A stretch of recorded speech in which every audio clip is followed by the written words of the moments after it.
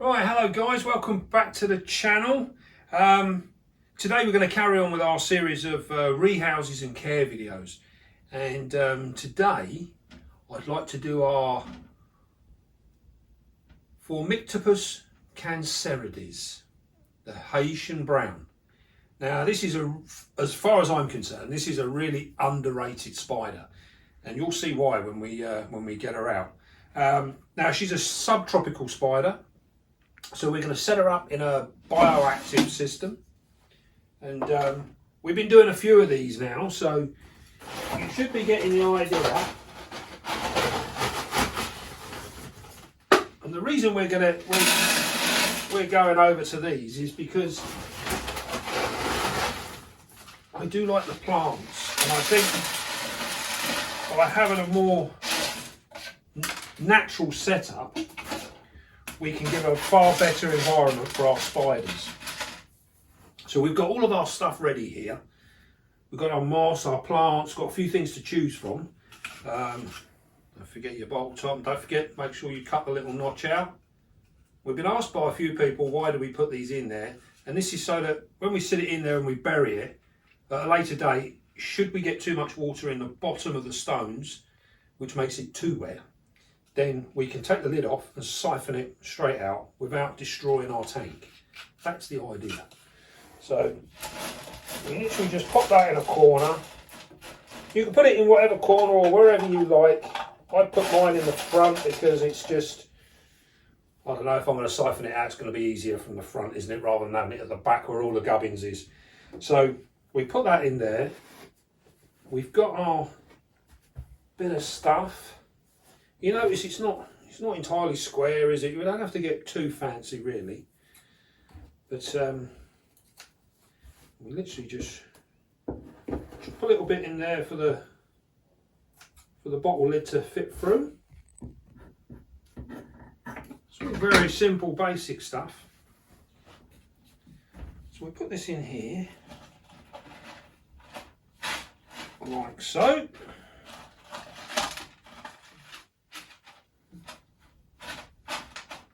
As you'll remember, this is just giving a membrane between the soil and the stone so that we don't clog it all up.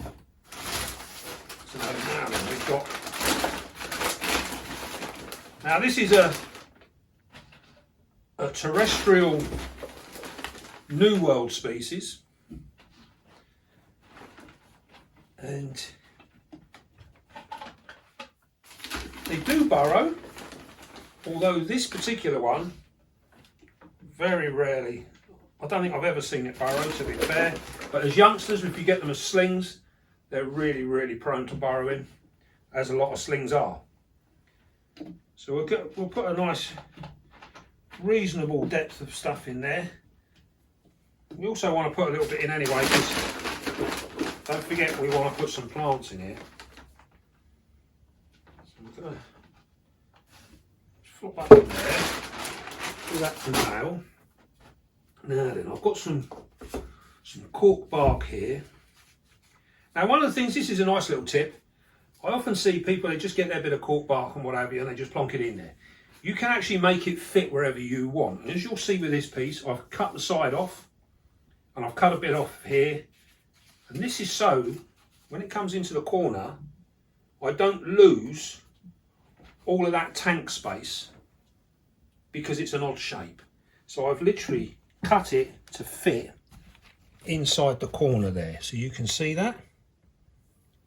And then that way we are still providing a decent area for her to hide away in should she want to, but we're also providing we're saving tank space, so we're keeping more floor space. That's the idea behind that. What we're going to do is we're just going to put a little bit of stuff on the top, because I want to put some moss on there. We're getting there. Put a bit more soil in. Surprising how much soil you can actually end up using. I also want to make use of this as well, because one of the things we've been playing around with is covering the backs of these enclosures, because I think when you look through, it's nice to see a background. So I'm going to take that there. I'm going to put our plant in there.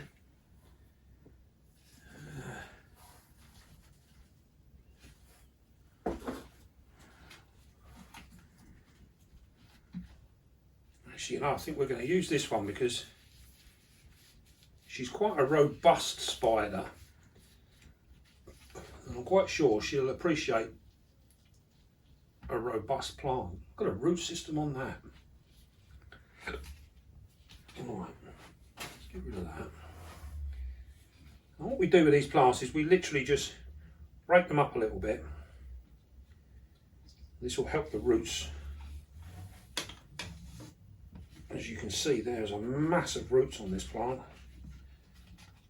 Oh, that looks nice, doesn't it?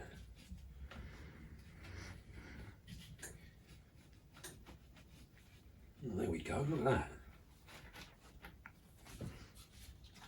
Oh, that was made to measure.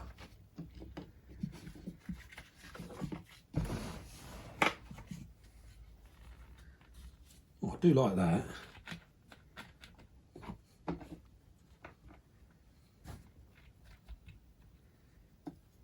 That's it, nice and simple. Yeah, that's nice. Right, we'll save that plant for another day. Now then, we want to put. Now then, what we've got here, we've got some lovely moss here, and this is more of what I call a flat moss. Now this particular girl, she spends a lot of time sitting out, so she'll actually appreciate a nice sort of tight moss like this. There we go, put that in there like so. You can have a water dish here.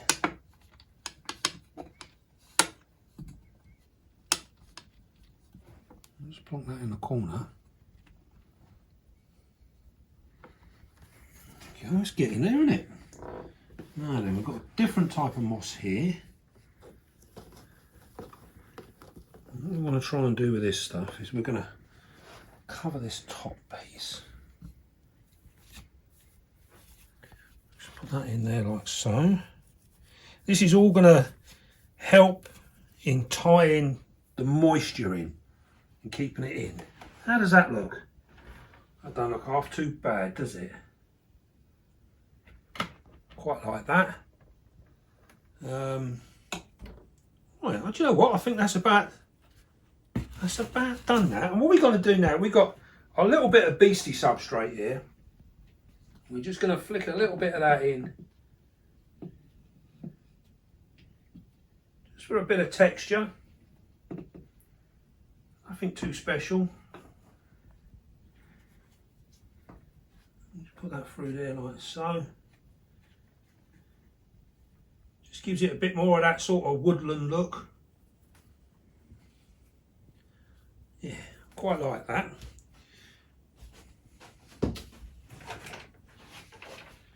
So we're going to fill our water bowl up.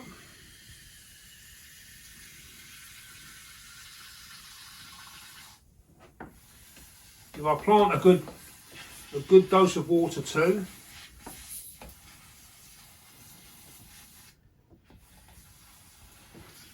And our moss up the top here. What you will find is when you put the moss on top of bark like this, it needs a lot of water right up until it establishes itself. Once it sort of gets settled in, it won't be quite so bad. But when it's initially in, the first stages of it, it does require quite a bit of water. And that's because it's in a position where it can dry out really easily. So I think that actually looks quite smart. Right then, so we'll get rid of this. Oh, stand up, plant. And here we have, this is our spider.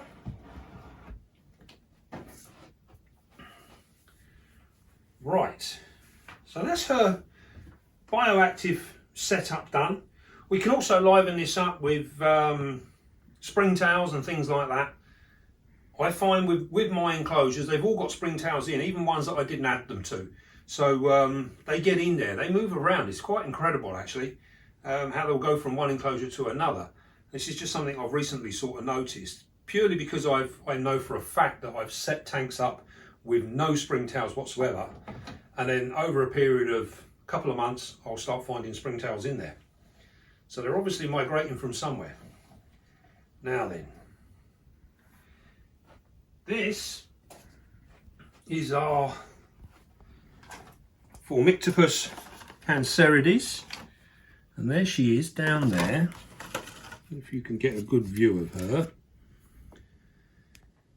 Do I need to turn the tank round a bit? Are we there? I think what we'll do is we'll move her over and you'll get to see her properly.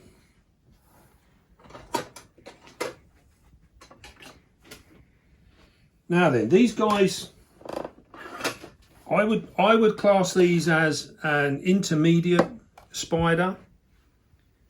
They are a large spider, and they can be quite prone to giving threat displays and things of this nature, and they can be a little bit aggressive, but they're not what I would class as a crazy aggressive spider. So what we're going to do, I'm going to turn this around so the camera lady gets a decent view. So what we're going to do, as always, we are going to try and manipulate into a position where we can, there you go, see, straight away we've gone into a threat display. But as you'll notice now, although we got the threat display, it's not been backed up with anything. Well, there we go. You see how calm she's how can we put it? She's very calculating in what she's doing, which gives us the opportunity to be able to work with her, because we can almost dictate what she's going to do next. And as you can see there, this is my hand, that's her. She's quite a big spider.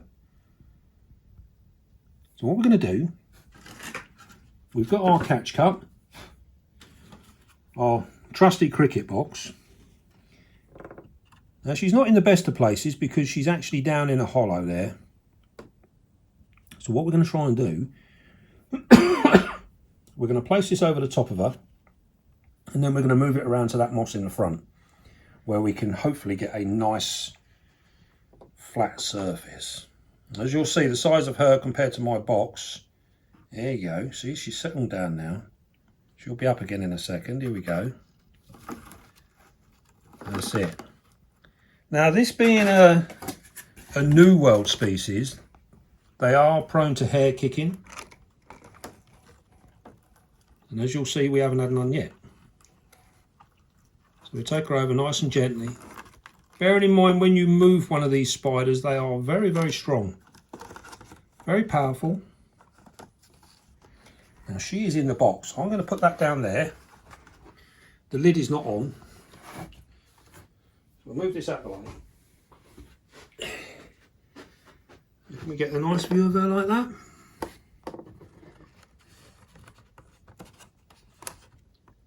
Now the good thing to see here is everyone knows the size of a standard cricket box.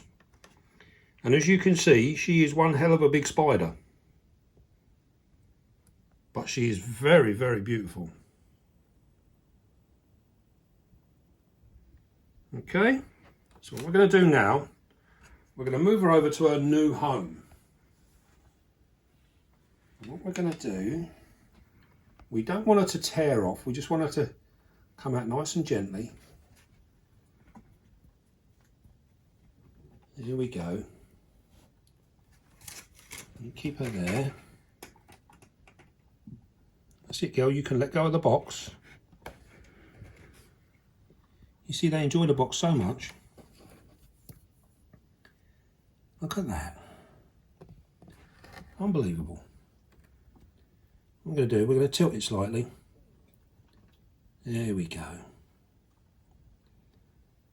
Once we get some legs on the floor, look at the leg span on that.